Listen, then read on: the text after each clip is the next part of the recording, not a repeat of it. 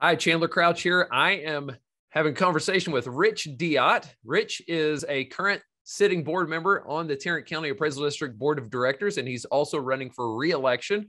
So I just wanted to give him an opportunity to share with you a little bit about who he is and why he's running. And so before we get too deep here, Rich, I would love for you to just give an introduction for yourself and help everybody get to know you a little bit. Well, thank you, Chandler. My name is Rich Deotte, and I work as a civil engineer and occasional land developer out of Keller, Texas. And I decided to run for the TAD board last time because a number of people who sit in the chairs of the dais, city councils, and the school boards all use this same phrase. TAD is out of control. And they weren't concerned so much about the revenues that they were getting, but the confusion that results from one neighbor looking at their other neighbors around their neighborhood and not feeling like they were being treated fairly. So I'm really running again for the same thing. I think we have a little more work to do. I think we've accomplished quite a bit in the last couple of years, but I think there's still a little more work to do. And so I am asking for votes from any taxing unit that believes in effective reform that pushes but doesn't break the system. And that's really what I'm running. Very good. That sounds great. So what are some of these specific issues that you're interested in, and maybe what have you accomplished, or what would you like to dive into as it relates to these specific issues? There are a lot of things. First of all, things have changed at TAD already procedurally. A couple of things. We actually say the pledges and the prayer at the beginning of our meetings. That's kind of a simple thing. It's perfunctory to most people, but I think it's good for every government board to acknowledge that they're responsible to somebody else. And then the pledges, obviously, our Republican form of government, a republic, is important. We are accountable to each other in that respect. And I do believe that a prayer is good as well, because we acknowledge that we're all subject to the authority of God above us. And I just think that's a small but a very important thing. Now we do that every meeting, and I don't think it had ever happened before. So that's one good change. Another change is, up until recently, TAD had wide discretion over pretty large budget items. Most taxing units have a limit as to how much they can spend, that the taxing unit can spend. And it's usually about $50,000 most of the time before getting approval of the board that they're responsible to. And there were items into the millions that the administration had complete discretion over. And we've now limited that to $50,000. So those are two good changes. One that I've been working on and would continue to work on. I'm going to show you a chart, Chandler, and I'll send this to you. So if you want to put it in your video differently, because I'm pretty sure people won't be able to see this. Yeah, I'll just flash it up on the screen. Go ahead. Yeah, I did that chart. And I don't know if you can see this. I'm going to kind of zoom in on my camera. That red line up there is Tarrant County. All the rest of those lines are other counties: Bexar County, Dallas County, Harris County, and Travis County, the 5 largest major urban counties in Texas. And what this represents is the number of people protesting their values. And it had gone up, according to the numbers that TAD provided me, 265% in 4 years. The next highest was Dallas, and they were just under 50%. And then it goes down to Harris County that increased 11%. So that chart stands out significantly. Now, about a year after they provided me the first number, they said that one of their numbers was wrong. And so that would change the number to be 155% instead of 265%. I appreciate the correction. If the data was provided incorrectly, I understand that happens, but 155% is still 3 times what Dallas had. And so I just still think that's a problem. Now, I put that on the board's table at the February 14th meeting of 2020. And so we went through a year of reviews, and here's another table, and this is recent data that we've obtained, showing Dallas, Collin, Bexar, Denton, and Tarrant County And all that I'll just show you this, and you can put it up on your screen if you can, but there's a number right there, which is a significant drop in the number of values that were changed. In 2019, before I came on the board, that number hovered around 100 and forgive me just a minute, I'll try to look it up. It went from 144,878 down to 46,647. So that number dropped 100. Now here's what happened. When I put that chart on the table in February, they had notices ready to go out, but they pulled them back. I understand they revalued them, and they went out in May. And the numbers, I think if I remember correctly, about a third actually went up in value, but 2/3 either stayed the same or went down in value from the year before. And the result of that was a very significant drop, according to my numbers here, a 67.8% drop in the number of values that were actually changed after that. And I consider that an impact of our presence on the board. And I would say it's not just myself, it's also, there's another board member, and every board member really has come around on some of these issues. But this is kind of what started it, I think, for us. All the rest of the numbers, all the rest of the counties, actually, the number of value changes went up. Ours went down by 67%. So I think that's a good result. And I want to point out something, Chandler, because there's a distinction between who raises taxes. TAD does not raise people's taxes. What our job, and my job on there, is not to somehow lower the revenues to any taxing unit doing this. My purpose is just to make sure that homeowner A feels like they're being treated fairly with homeowner B. So I think we still have a little bit more work to do. There's some other issues that are probably kind of boiling up, but we're definitely hands-on board at this point, which I'm very happy about. And I think we're making a big difference for the taxpayers in Tarrant County. My gosh, it seems like just looking at those numbers, you've got your work cut out for you. And so let me just make sure I understand this. The chart that you just showed, those are numbers that you gathered. Is that right? By getting information from the different appraisal districts, and you compiled it on the page, or?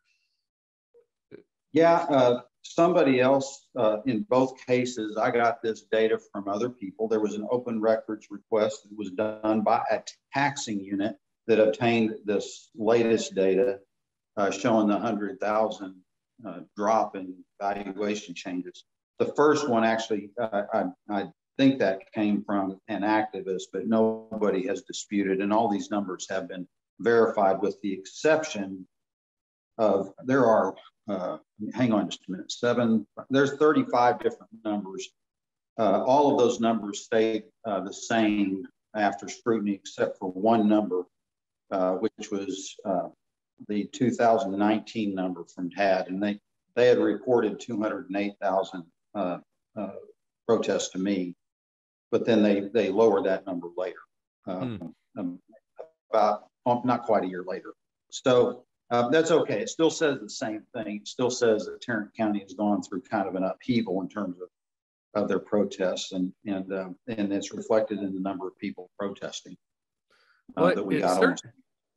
It certainly seems like numbers like these should get some kind of should be of interest to the sitting board members, and just to know that you've brought that to them, and that seems like a really important thing.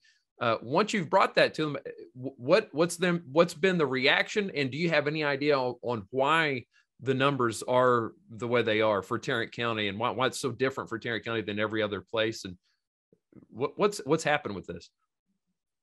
So I presented this to the board in February of last year, of 2020. And in June, the board voted to proceed with doing an audit.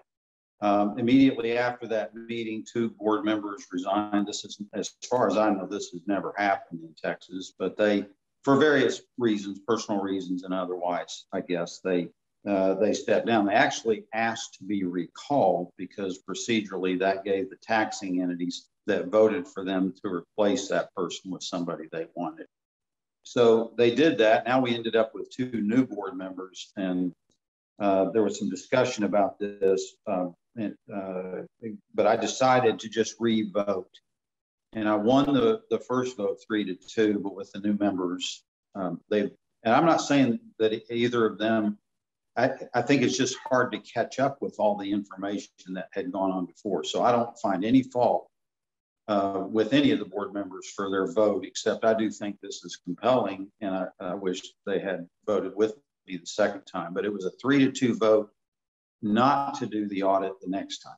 And so I did that out of respect for the new guys because they had just come in. And I just felt like, if you don't know where people are, I think that's important. And I think the board should move together as a unit, one way or the other, with an open vote. And right now, there's nothing going on in pursuit of this. But I would hope that in the next session, the next 2 years, we'd be able to get some real work done, trying to evaluate the whys here. And my mind is open. I think this, I'm not going to, there are a lot of reasons that I could point to. I could point to the software. I could point to administration, or all kinds of things you can point to. But I really want to know why. I don't know why we are so out of step with the rest of the state on these issues. And I do want to look at it. I think we owe it to the taxpayers and the taxing units to give some explanation for this. 2 weeks after I submitted this to the board, I was invited testimony in Austin at Senator Jane Nelson's Finance Committee. And I laid this information out. She actually wrote a letter to the board asking them to look into it. And today, TAD has responded, but the board has not responded. And I wished at some point we'd respond to that. How about that? And so, and so we're just not going to really know why the numbers look the way they are unless there's an audit done. And this is something that's seems to be of great interest to you. And if you're reelected, then is this going to be something that you pursue, or where does it go from here? Well, I am still pursuing it, even though the board is not officially pursuing it. I'm looking into it myself by getting some information from TAD. This last data that I presented to you was obtained by one of the taxing units, and they just provided it to me. So I started looking at it and realized the impact of what I believe is the chart. Now, understand this was at the same time that COVID was getting started too. And so that's why the other counties are important, because they had to deal with COVID just like TAD did.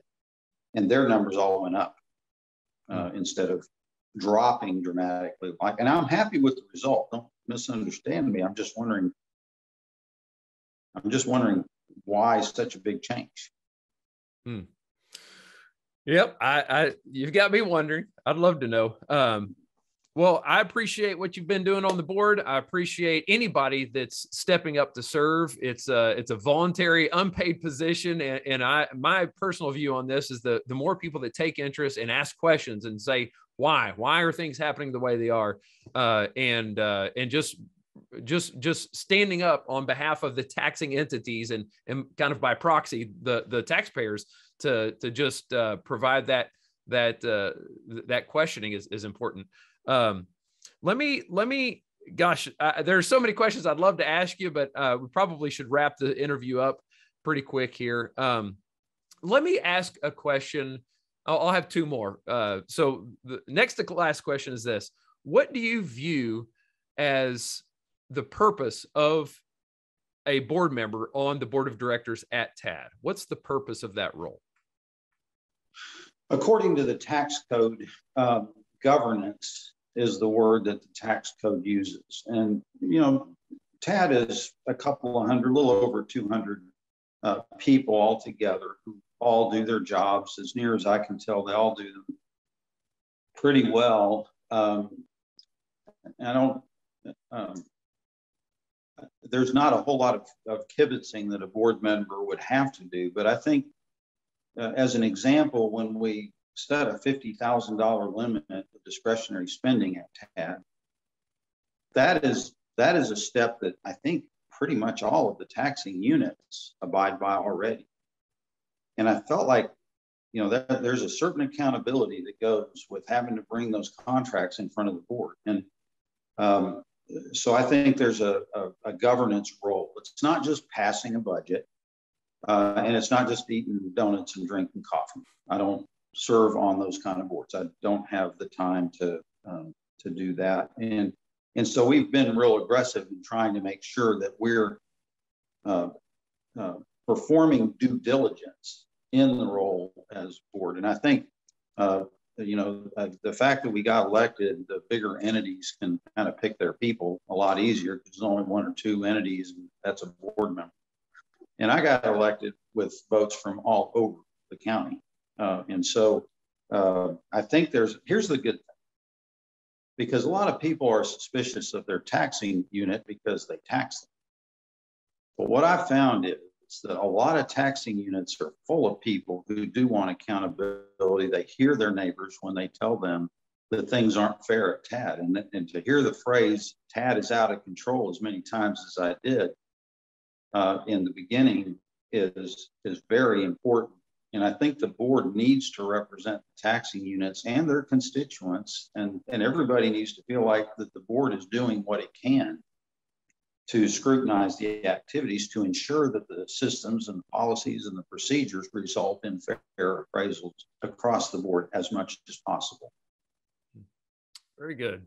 Well, you kind of answered the second question I was going to have, which is, there are going to be two different types of people watching this interview. There are going to be people at the taxing entities, the city council members, the board of trustees at the school districts, and the elected officials that will actually be placing the vote that determines if you're reelected or not. And then you're going to have the taxpayers, and the taxpayers don't have a vote in this, but it's certainly of great interest. And so when somebody watches this interview and they get to hear what you stand for, what your interests are, then they can urge their elected officials to vote for you or not.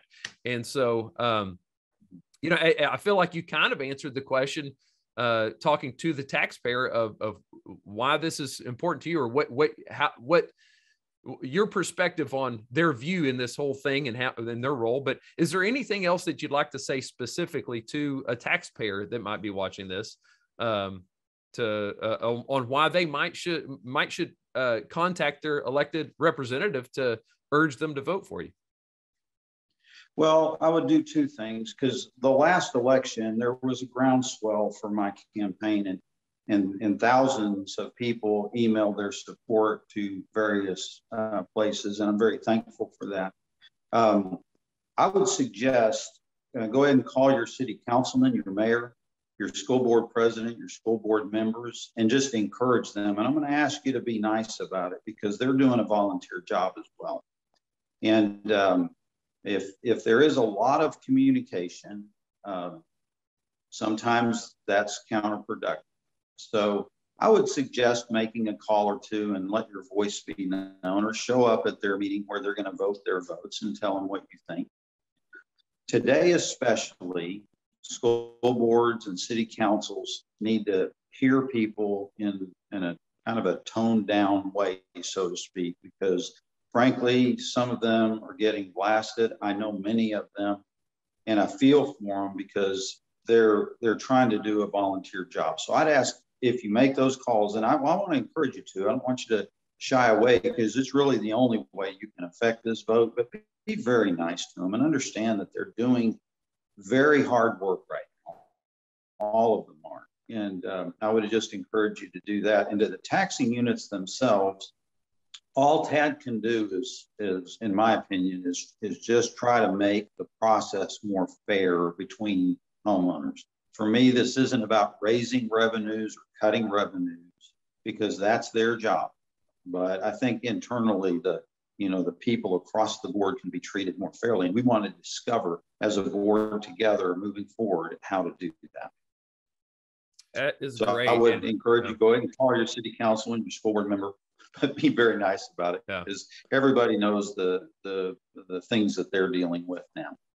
Yeah, I think that that's a great point. That's probably a great way to end it. The people that are being elected, especially on schools, they're just under a tremendous amount of pressure. And just to keep in mind that they are public servants, they're doing this without a paycheck, just because they're trying to hopefully make the world a better place and pour back into their local community, just as you are in this board. And so I appreciate your willingness to serve on this board. Would I have your permission to share your resume? I'll take your contact information off and everything, but would that be okay?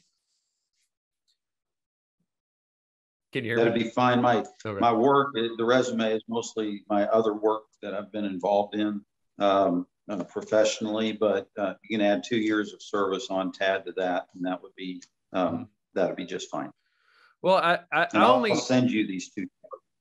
Okay, very good. Well, I only mention that just because it's obvious by looking at your resume that you're a highly qualified person, and you could definitely be spending this time working on your own, selfish agenda, but you're not. You're pouring back into the community and trying to make your community a better place. And I appreciate that. I appreciate your willingness to serve, and I wish you the best of luck in this election, Rich. Thank you. Thank you, Chandler.